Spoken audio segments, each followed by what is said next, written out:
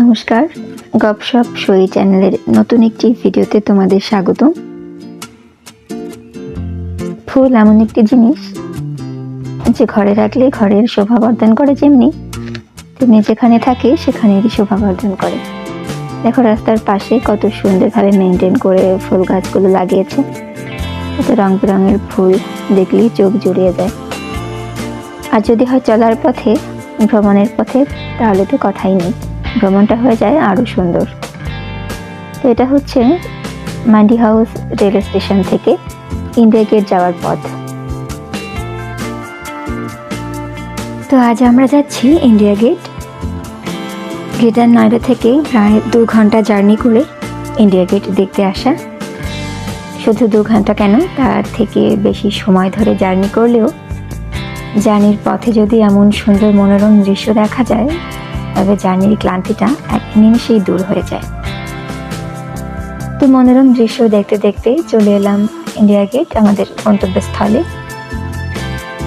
এখানে এসে ঝুম বৃষ্টির কবলে পড়ি। ছাতাও নিয়ে আসিনি। শুধু আমরা না, সকল পর্যটকরা বৃষ্টি নামার সাথে সাথে সামনের গাছগুলোর নিচে গিয়ে আশ্রয় নিয়েছিল। প্রচণ্ড গরম ছিল তখন। বৃষ্টি নামার সাথে সাথে পরিবেশটা যেন একদম ঠান্ডা হয়ে গিয়েছিল। বেশ ভালো লাগছিল প্রচণ্ড গরমের মধ্যে এক পশলায় বৃষ্টির আগমনে।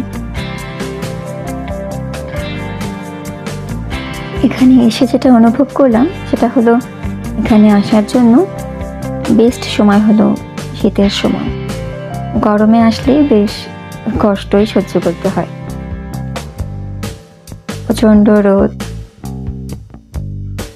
আর দিল্লির আবহাওয়া আর তাপমান সম্পর্কে হয়তো সকলেই অবগত। তো তারপরে কিছু সময় আমরা আশেপাশটা ঘুরে দেখি এবং ছবি তুলি। তো বাসা থেকে দুপুরের খাবার নিয়ে গিয়েছিলাম। দুপুরের খাবার দাবার শেষ করে তারপর কিছু সময় আড্ডা দিয়ে গল্প করে সময় কাটিয়ে আশেপাশটা ঘুরে দেখি আর চলে এলাম তারপরে বাড়ির পথে।